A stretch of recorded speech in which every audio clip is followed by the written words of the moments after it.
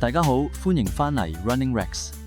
問下大家喺跑緊一課30公里嘅長課，或者跑緊全馬比賽嗰陣，以下邊一個動作係最消耗你嘅體力，甚至會成為你中後段撞牆嘅終極導火線。A. 維持住平時嘅配速去跑一段漫長嘅暗斜。B. 喺逆風嘅環境下硬頂住跑2公里平路。C. 喺水站前面完全停低腳步，舒舒服服咁企喺度飲杯水，然後再重新起步。好多想破 PB 嘅跑手，第一時間一定會揀 A 或者 B， 因為感覺上對抗斜路同逆風係最辛苦嘅。但如果你問任何一個有經驗嘅精英跑手，佢哋會毫不猶豫咁話俾你知，答案大部分會揀 C。我估大家都有一個好奇怪嘅經歷。明明頭10幾公里跑得好順，但每逢去到水站，停低行2步，飲杯水，唞幾十秒之後，一重新起步嗰下，突然之間覺得對腳重到唔識喐，心跳突然飆升，甚至大髀開始有少少抽筋嘅感覺。你以為停低飲水係俾個身體休息，但點解休息完反而仲辛苦過未停之前？其實呢種現象嘅背後隱藏咗一個致命嘅物理學盲點。今日我會分享用物理學同運動科學角度去拆解點解喺長跑入面完全停低係一件極度奢侈同浪費能量嘅事。上星期預告嘅3日2夜無痛跑女改造營反應非常熱烈，我哋收集咗好多跑友觀眾對首發團嘅意見，要徹底改甩壞習慣，最好就係換個環境，有教練手把手咁教。嚟緊，我計劃帶大家飛去台北大安森林公園嘅紅土跑道，結合 Running Rex 嘅 AI 診斷同埋台灣專業教練落場教你點樣實戰應用呢啲慳力技巧。有興趣做第一批飛去台灣改造跑姿嘅朋友，即刻撳下面描述欄條 link， 填寫意向表，話俾我知啊！要明白點解停低重新起步會跑到想死。我哋首先要請出著名物理學家牛頓，回顧一下中學讀過嘅慣性定律。慣性定律指出，一件移動緊嘅物體會傾向保持佢原有嘅速度同方向。你可以將自己想象成一架喺公路上以時速100公里行駛緊嘅私家車。當你架車進入咗巡航狀態，引擎只需要俾極少嘅油，就可以靠住架車本身嘅慣性同動能一直向前滑行。但如果你突然踩死個迫力，將架車完全停低，然後你要由0時速重新踩油，加速上返100公里。呢一個由靜轉動嘅起步過程，就係架車最耗油、引擎負荷最大嘅時候。跑步嘅原理同物理學一模一樣。世界著名嘅運動生理學權威、撰寫《Law of Running》嘅南非學者提姆洛克斯博士 Dr. Tim Noakes 指出，當跑手維持穩定配速時，身體嘅能量消耗會達到一個最經濟嘅平衡狀態。你每一步嘅推進有極大部分係依賴緊已經建立嘅慣性帶住你行，但當你為咗飲水，就會將配速瞬間降至為0，親手將好唔容易建立起嚟嘅動能全部轉化為無用嘅熱能消耗晒。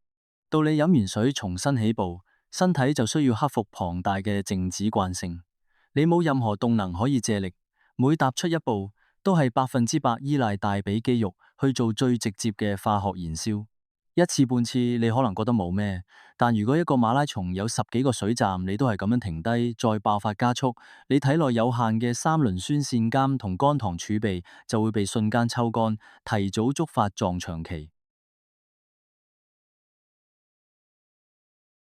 除咗慣性被破壞，停低飲水仲會無情咁沒收咗你身體嘅免費回彈力。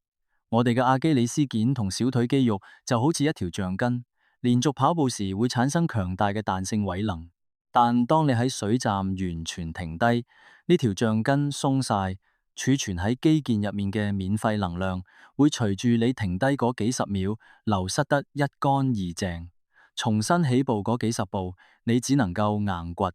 呢種純肌肉發力會產生大量乳酸，令大髀變得又酸又重。仲有一個好多人忽略嘅致命傷，就係血液回流嘅劇烈震盪。美國傳奇田徑教練阿爾貝托·薩拉查 （Alberto Salazar） 曾經警告過運動員，長跑時突然完全靜止，會引發嚴重嘅血液滯留。當你一路跑緊，你下半身嘅肌肉就好似一個強勁嘅水泵，不斷將血液擠壓回流上心臟。當你一急停，呢個肌肉泵突然熄機，大量血液會瞬間積聚喺雙腿。大腦一發現回流心臟嘅血量大跌，血壓下降，就會極度驚慌，於是命令心臟喺你重新起步嗰陣瘋狂加速去彌補。呢個就係點解你飲完水再跑，心跳會突然飆高，甚至會出現短暫頭暈嘅原因。既然停低飲水嘅物理同生理代價咁大，咁為咗破 PB，我哋過水站應該點樣做先最慳力？秘訣就係永遠保持動能同彈性。第一，學識流動補給。去到水站之前，將配速微微收慢，但絕對唔好變做行路或者企喺度，保持住一個小步幅、高步頻嘅碎步跑姿態，並同時伸手出去攞水杯。拎起之後，最好捏尖個紙杯口，等啲水慢慢咁流入口。記住，絕對唔可以大大啖飲，因為咁樣好容易逐親。第二，如果你真係攰到需要行，請你用彈跳式急步行，即係行路嗰陣，腳踭盡量快啲離地，保持身體微微前傾，千祈唔好成個身耷晒落嚟，慢慢散步。只要你保住個向前嘅慣性，你重新推返上巡航速度所需要嘅能量，就會比由零起步少極多。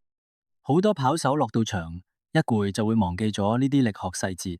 我建議大家喺平時練長課嗰陣，試下用我哋頻道專屬嘅 Running Rex AI 跑姿分析系統，專登拍低自己停低再起步頭20秒嘅跑姿。AI 會精準話你知，你重新起步嗰陣係咪因為冇咗慣性而出現咗嚴重嘅重心墮後同過度跨步。只要執正呢個盲點，你嘅全馬成績絕對有機會推快5到10分鐘。喺長跑嘅物理學入面，靜止從來都唔係一種休息，而係最奢侈嘅能量消耗。了解慣性定律同肌肉泵效應，學識喺水站保持微弱嘅動能，唔好再親手口熄自己個引擎。如果今日嘅內容幫你解開咗飲完水反而跑到想死嘅謎團，記得撳讚、訂閱同埋分享俾你嗰個逢水站必停嘅跑友睇。各位跑友，準備好保住你嘅慣性未？我哋下次見，Keep running！